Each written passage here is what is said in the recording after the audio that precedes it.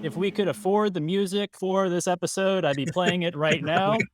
But we can't. So you cannot hear John Williams' main theme to the subject of today's episode, which is Star Wars. And the main specific thing is we're going to be talking about what is Star Wars. Our goal here today is to try to weigh in with our specific thoughts about what is Star Wars. To kick it off, I'll start off with the person who kind of helped us craft this idea, Professor Adrien. What are your thoughts of what is Star Wars? Thank you very much, James. John, Josh, I'm happy to be on with both of you. Long time since we've had a chance to communicate. So this is a wonderful topic with wonderful friends.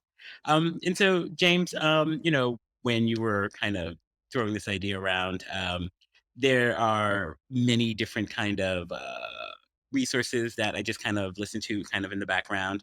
And I think I shared with you the Beyond Screenplay podcast, and they recently did a "What Is Star Wars" episode, and so I listened to that, and I shared that with you, I believe you shared it with everyone else in the group. But it also made me started to think, what is Star Wars? And for me, Star Wars, and I've said this before, and I'm not ashamed of it. I'm more of a Star Trek person than Star Wars. And to be honest, I don't even remember when I actually saw Star Wars. I remember when I saw Return of the Jedi because I saw that in the movie theaters, and I believe I also saw Empire Strikes Back in the theaters. But Star Wars at some point just kind of came about. But I've been since listening to the podcast and since talking to you, I've been kind of really kind of thinking about like what it is. And the good thing that I can say with respect to what George Lucas created these many years ago is when you actually sit down and you consider it and you do all the reading, Star Wars is this massive, massive kind of compilation of all the things that really mattered to George Lucas growing up. And he, I think, in many ways, put together this pastiche that is exciting, it's interesting. And I think it changed the world as far as what we would expect from a movie, what we expect from science fiction, space opera, merchandising. So there's so many ways that Star Wars has changed us. And I think over the course of this discussion, we can kind of break down the little bits and pieces. But, I think for me, just really kind of pull it all together. I think primarily it definitely kind of starts off as kind of a space opera, space adventure.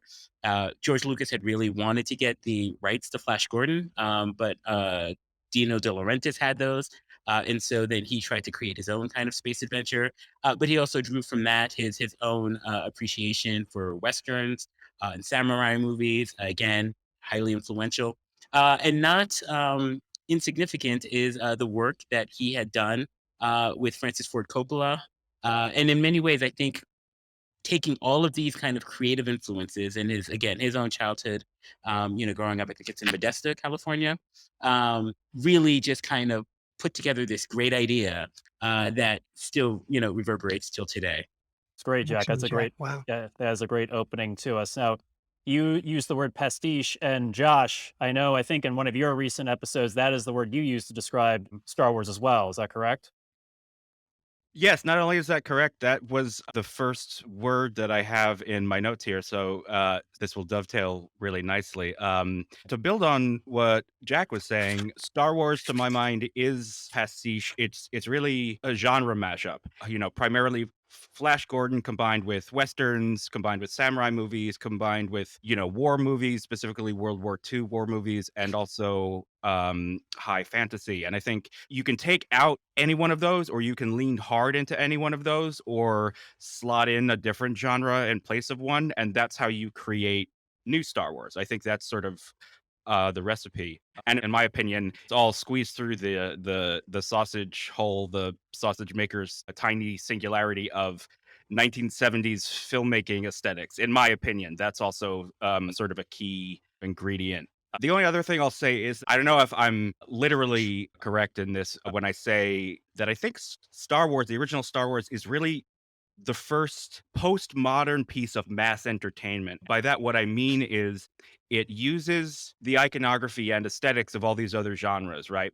And it puts them together in a new context. And this is the innovation. The innovation is relying on the audience's knowledge of these other genres, of these other sort of systems of logic, and trusts that they know how those work already. So it's able to kind of sketch a whole new world. When you have a man in a robe and a sword, he's a wizard. You know how wizards work. When you have a sword fight, you think samurai, you know how samurais operate. When you see the orange flight suit and a fighter pilot hop into a starfighter, you have in your mind World War II movies, you know the logic of all that. So what Star Wars is able to do is very efficiently and very ingeniously, to my mind, really sketches out this entire universe with such efficiency because of the way it mashes up the iconography from all of these different genres. Oh, that's very beautifully put, Josh. And I agree with all that, but I'll reserve my opinions until everyone else is gone. So, John, what would say is the lens you see Star Wars, or what is Star Wars at this point? So the lens I see it from it, I'll just start with when I did see it. I didn't see it immediately as a little kid. I wasn't. I think I wasn't born when it came out. I was born when Empire. I was by the time Empire came out, and I was introduced by a very enthusiastic aunt, friend of the family, who was really good about keeping the secrets of what was really going on in Star Wars, who was Luke's father, things like that. But she set me down in one weekend, and I watched Star Trek and Star Wars in that weekend. It was basically to keep the kids occupied, and it was the strangest experience looking back on it now of loving both things for very different reasons. When you're a little kid, you don't quite know what those are. And for me, what I'm convinced it really was, and what the appeal of Star Wars was for me then, and translates now that I know more about its creation, was its very, very almost academically linked notion of mythology.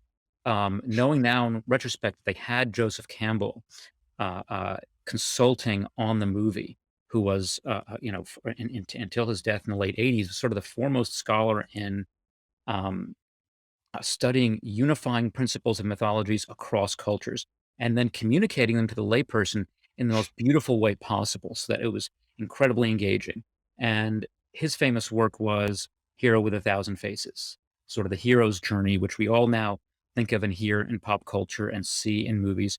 But Star Wars was to me one of the movies that took a lot of different, I think as Josh puts it, the iconography of different genres, put the sort of overall architecture of this hero's journey together with all of that, and created an amazing movie.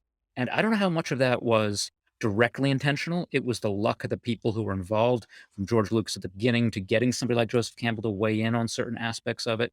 Um, but it created something that we were almost all instantly familiar with on, I don't know if you want to call it a subconscious level. It just connected with us. Luke Skywalker's, journey from that, sort of annoying kid, hunting womp rats, and his, what was the T-90, all the way to where he has to, fight his father. And that was something that just resonated. Even as a little kid, you knew there was something profound to that. So I think Star Wars had a real advantage in that regard, that it had that, it tapped into something we all understood from the very beginning. And then it goes on to just use special effects we'd never seen before, creativity and artistic work that was, the result of this amazing team that, put together stuff we'd never seen on the big screen in this way. And for all the detractors at the time that this was just sort of, another sci-fi movie, clearly within, weeks and months that movie came out, we all knew it was something that was going to define movies and cinema for decades to come. And I think that the last component that jumps out to me is like, what is Star Wars? Well, you wouldn't have Star Wars without that amazing John Williams score. And the story that jumps out at me about that is that he was asked by George Lucas to use classical music in a various sorts of arrangements to, um, you know, give the movie some sort of gravitas. And when Williams came back and said, "I can't do that. I need to create something unique for this." I think that was the capstone of all these amazing, brilliant minds coming together and working in harmony to create something. And that's ultimately what movies like Star Wars are to me, is that they are this incredible harmony of uh, creative individuals working together and getting something that I don't think any of them individually expected. Yeah, definitely. I like you're definitely true, John, what you said, and I joked about in the opening, but John Williams is a big part of making, I think, Star Wars what Star Wars is. I mean, the way he created everything and the anthem that he made for it, it's really a big part of the gravitas of that movie, and of the movies as a whole. You touched on something interesting there too with the mythology part, and I'll probably ask this question again, bring this up again after the rest of us have given our thoughts. But I wonder if Star Wars creating new Star Wars without resting on the mythology of the characters we already have. I mean, you can't really separate Star Wars from mythology, I guess is an interesting point. But before we get to that, Joe, what are your thoughts about what is Star Wars? Wow, well, I'm the only one here old enough to remember when it came out, and I was there the first day, May 25th, 1977. I was just turned 22 about a month before that. So I was at the theater up on 86th Street on the Upper West Side to see the film. And like all great films, Star Wars reflects a society, that spawns it. And our society is the great melting pot. Therefore, Star Wars is a melting pot of all movies. You guys have all said it so eloquently just in the past few minutes, but it is a mashup. It is so many different genres. It's a compendium of genres. And I see it as as a culmination of decades of Hollywood adventure films that, owes its origins to Universal and Republic serials, to swashbuckling films like Robin Hood, Captain Blood, The Mark of Zorro. Yeah, tapped into Westerns, Outlaws and Enforcers, of course. Westerns like Stagecoach, The Magnificent Seven, How the West Was Won, High Noon. And it borrowed freely from afternoon kiddie fare when you think about it. Things like stuff that you guys would not know or you know of, but you remember seeing live or seeing in reruns like I did, like Captain Video, The Lone Ranger, even The Adventures of Superman. And I realized after watching so much Star Wars this week to prepare for this that yeah, um, it's it's amazing when you think about the effects, the music, this phenomenon that we'd never seen before on screen before in 1977. It hit America like a wave. Just, just a, I want to say a punch in the face, but it's just a negative sounding thing. It just resonated with everyone. And I think it resonated more with people, with moviegoers, not because of the glitz, not because of the explosions and the fantastic effects, the models, the Muppets, everything that was used to bring the story to life. But the filmmakers realized that with high adventure and high stakes, you got to have a high emotional content too. And from the very beginning of Star Wars, we loved, we loathed, and we wept with its vast characters of humans, aliens, and droids. And that's what Star Wars is about to me. That connection. Absolutely, absolutely, Joe. That was very eloquently put as well. I agree with that. Thank you. Chris, what's your take on what is Star Wars? It has evolved over the years. I mentioned in the sci-fi episode that Star Wars was for me the gateway into sci-fi, despite the fact that it doesn't. And this is something we get. If you haven't, go back and listen to our our sci-fi. What is sci-fi episode? Because I think there's a lot of good stuff in there. I think especially Jack and Joe make some really enlightening points, and very illuminating points. So I think that's important. But I watched Star Wars and thought, okay, this is what sci-fi is. It became my definitive science fiction. And I think that's true of a lot of people. I think for a lot of people, Star Wars is their definitive science fiction. Just like for a lot of people, Star Trek is their definitive science fiction. And it's not really until you expand out into other books, shows, movies that you start to realize just how big the genre is. Um, but it's interesting. I think Star Wars has done a lot for science fiction as a genre in terms of bringing more people to it. There's a lot of science fiction I never would have tried if I didn't love Star Wars and identify it as sci-fi especially when I was younger. So it brought me into the genre and had me convinced that yes, I like sci-fi. You know how know I like sci-fi is because I like Star Wars, right? So I think excuse me, for a lot of us, it it became sort of the definitive science fiction. And so it introduced a lot of new people to science fiction. It introduced a lot of new possibilities, that it wasn't just for the older folks, it wasn't just for people who were interested in the science of space, because obviously there's a lot of fantasy in Star Wars. There's a ton of fantasy in Star Wars because it's more of a space opera than anything else, to me anyway. And very strongly informs a lot of those other shows and those other stories. One of my favorites, Farscape. You cannot help but see the inspiration, especially when it comes to like the makeup, the prosthetics, and the Muppets. All the Muppets in Farscape, and they're literal Muppets because it's the Jim Henson Company. Um, but then there's also sort of the almost downside, in my opinion, of what Star Wars has done, which is that it gave so many people this impression, not all of us, and not intentionally, it just sort of happened as a benchmark of what science fiction is. So there are so many people who were turned off to the idea of science fiction thinking, oh, it's just people running around in space using magic and space swords and lasers. And that's how definitive it became, is that it's on both sides of the coin, right? Um, but as I've gotten older, I think that it's sort of a true love for me and for a lot of people, in that I can look at it with all of its flaws, and there are things that drive me nuts. There are things that bother me, but I'm still going to consume Star Wars. I still love what it means. It's still, even when I'm not necessarily moved by the stories that I consume, I'm still interested. I use it as a benchmark for a lot of my writing as a creator, which I find interesting, both the good and the bad. And then we have now hit a point where, for a lot of people, Star Wars is defined as our childhood, right? Because for some of us, it's the original trilogy. For some of us, it's the prequels. I hadn't really thought about it, but like the prequels are the Star Wars movies for my brother-in-law, which I didn't really think about. But it's like, yeah, no, from an age standpoint, that matches up. And then there are going to be other people for whom the sequels are the Star Wars, and then you've got those older movies, So it's really, to me, it's really interesting that Star Wars is sort of, for good or ill, it's very genre defining. But also we've now hit a point where it's also childhood defining. Absolutely. I mean, our recent episode on Ghostbusters, how linked that was to our childhood. Star Wars is definitely linked to my childhood. I think all of our childhoods, to a certain degree, or growing up and evolving with it over time. It's ingrained in us. So our feelings of it are more than just seeing it for whatever they're putting out with that particular, movie or that TV show.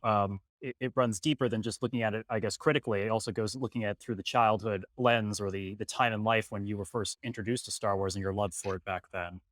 Um, I want to just, before I give some of my thoughts, my personal thoughts on it, my stepson, Ryan, I asked him about what was Star Wars, because he was born in '97. So the prequels were his era when Star Wars was marketed to him. And even with that being his era, he doesn't dislike the prequels. He actually said the first movie he actually likes. His definitive Star Wars movie and time area, though, is the original trilogy still. So I think that kind of speaks to, I know there's certain people out there and people listening probably and Chris, you just touched on it, that the prequels are that person's Star Wars. But I think the original trilogy still rings true for most Star Wars fans, no matter when they were introduced. Jack, I know I mentioned to you before we started this episode. What is your son Grayson, who's 10, think about, like, what's his opinion of Star Wars right now?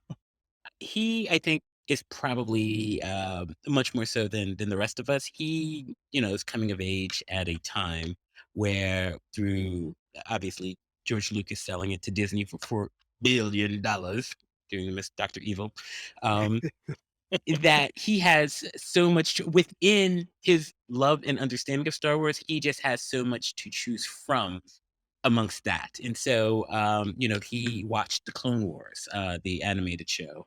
And so he didn't quite get into Rebels, but he watched in the last three prequels. He watched The Mandalorian. And so, even within the confines, within the world that is Star Wars, there is just this entire playground for him to actually pick and choose.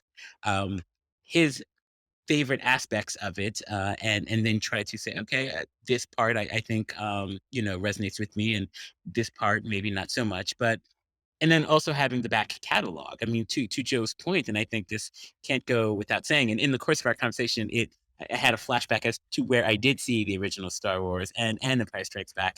We had an upstairs neighbor who had a laser disc player. Remember those? Mhm. No, no one does. Well, I Joe know. and I do because they were big when we were Oh, I remember coming the up. legends of old, but Exactly. Oh, exactly. I have a laser disc player. Whoa, I you do. know what? Wow. I'm of gonna come over to your course, house of just course to he watch does. I it. knew it. and so our upstairs neighbor had a laser disc player, and he showed my brother and I Star Wars and The Empire Strikes Back, and it was just kind of mind blown. But Sure. back in those days, you had to wait before the sequels would come out, and so there wasn't this notion where you can go to Disney Plus, or you can go into some place where you can find this back catalog.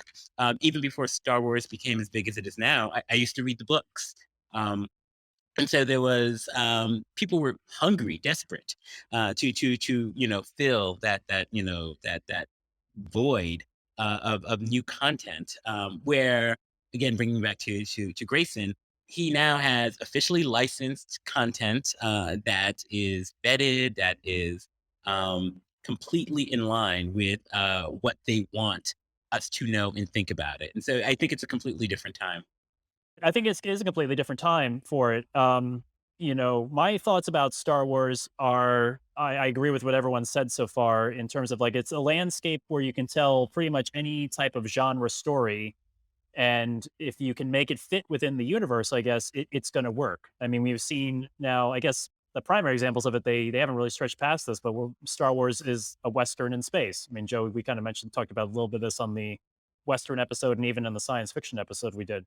But you can plug any genre into the Star Wars universe, and I think it's going to work. So I look at Star Wars in terms of what it is. It's just a landscape for artists to do whatever they feel that they can.